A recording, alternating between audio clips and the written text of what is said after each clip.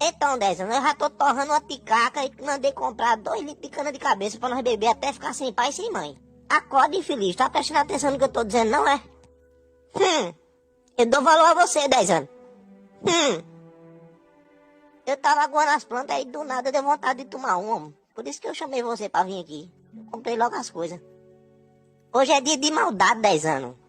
Puxa o fale, filho de rapariga! Vai-te embora, nojento. Diabo de um bebê infeliz. Toda vez que passa aqui, passa gritando, homem. Eu tenho um compromisso hoje, Major.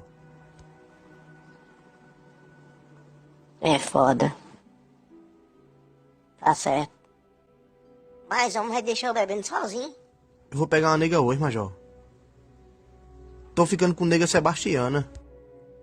Ah, rapaz. Sebastiana, boca louca.